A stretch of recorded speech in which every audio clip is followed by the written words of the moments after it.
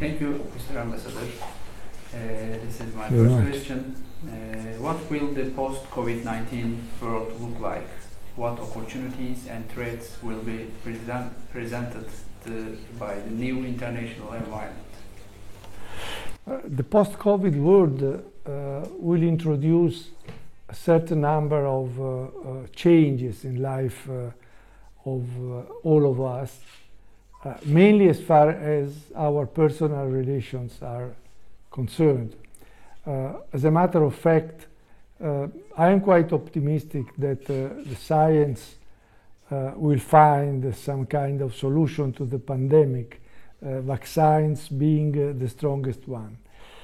But the new international environment has to take into consideration that international institutions must be modernized in order to be up to the situation. The role of G-20 is very important, mainly in the economic scenario at large.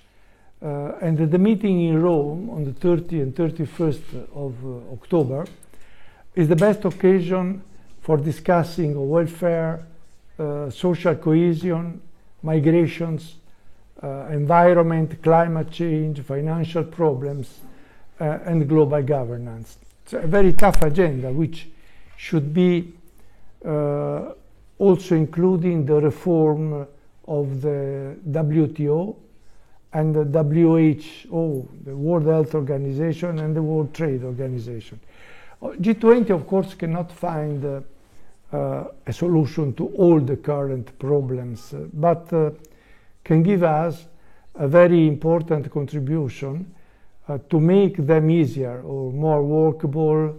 And the first important follow-up will be the Glasgow Conference on Climate Change, which is scheduled for the 1st to 12th of November the next. It is a long work. The targets are ambitious, but there is a general goodwill in order to reach some reasonable results. As far as the role of United Nations, we should be realistic. In these years, it has been quite weak and not very effective.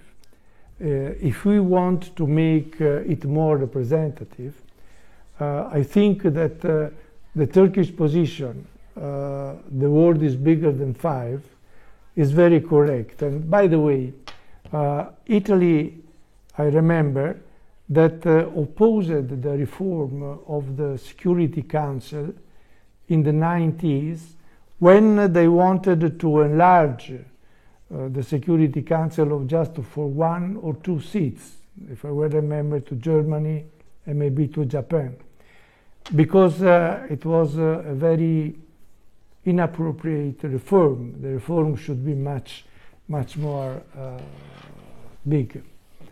Of course, I am aware that to change the present situation, which reflects a reality which is old of 75 years, will be very difficult, given also the fact that one single veto can block every decision. But if an international organization doesn't work properly, it is necessary to reform it.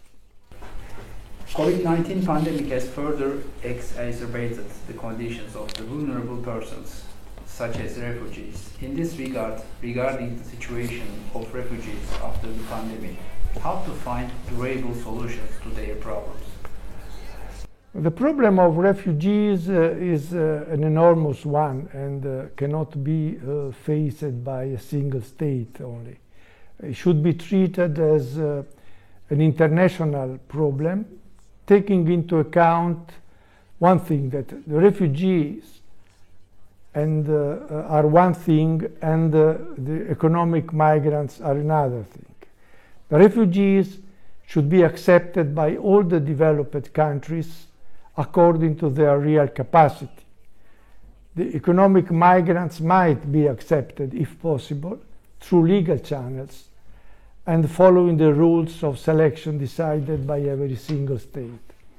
Turkey at the moment is the most generous country in the world, perhaps, hosting more than 4 million refugees. And of course, the European Union should share the burden of expenses, and in some way it does. But it is also time to accelerate a conference on the future of Syria, because the Syrian refugees should go back safely to their country as soon as possible.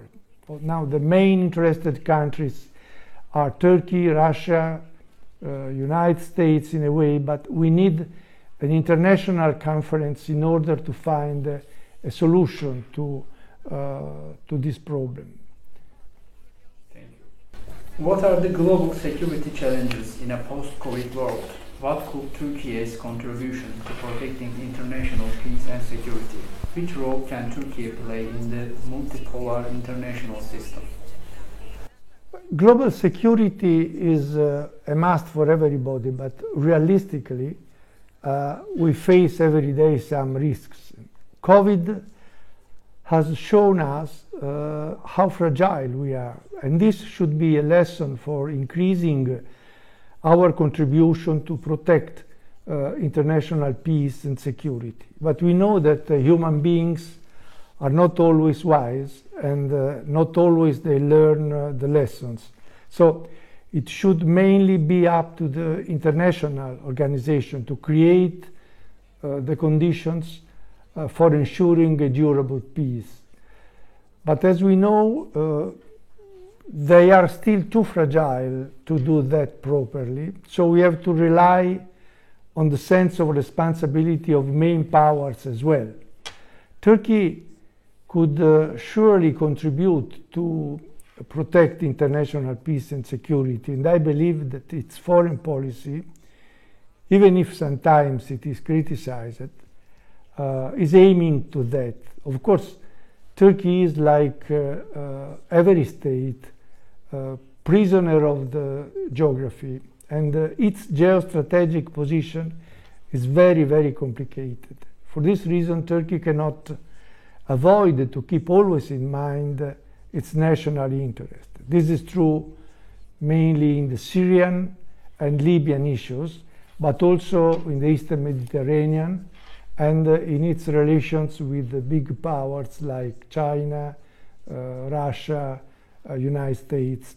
So the role of Turkey in the international system should be, in my view, strongly connected with the European Union and NATO allies, but European Union and NATO should never forget the strategical peculiarities of Turkey and the national interest she has to protect in order to survive as a strong state. So, for instance, in the Eastern Mediterranean, where Turkey has 1,750 kilometers of coasts, it is essential to ensure a more equitable sharing of gas and hydrocarbon reserves among all the countries.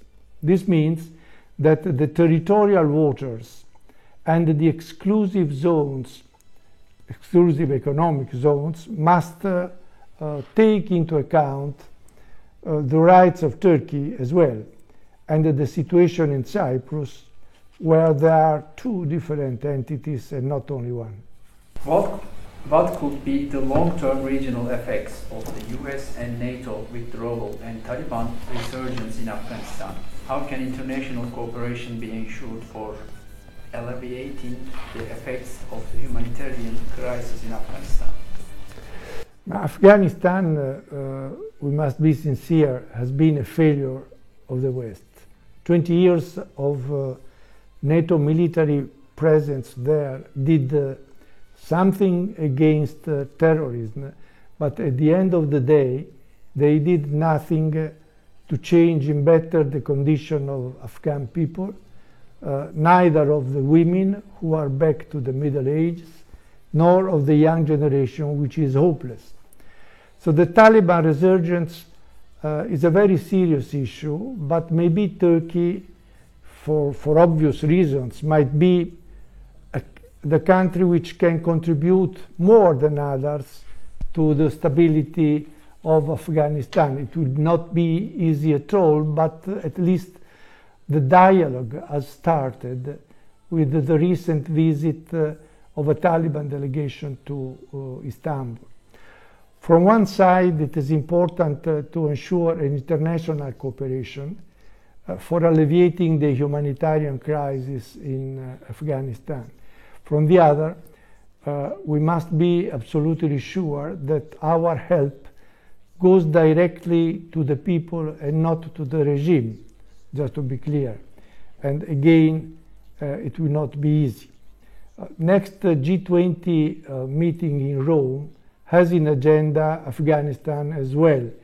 We will see what will come out in order to reinforce the suggestions and the ideas discussed in the previous extraordinary G20 video conference on Afghanistan promoted by Italy on October 12. If I well remember, President Erdogan said on that occasion that Turkey cannot afford another wave of migrants from Afghanistan, and proposed the establishment of a working group on migrations. He also reminded that in Afghanistan we have to face a new political reality, and all the channels of dialogue should be kept open, because we cannot abandon a country which has suffered 40 years of war. I agree on that, and if I can add something, I also believe that it will be important to avoid that Afghanistan might become again a base for terrorists. How could Turkey continue contributing to the stability of Afghanistan? Well, I think Turkey can keep the dialogue open.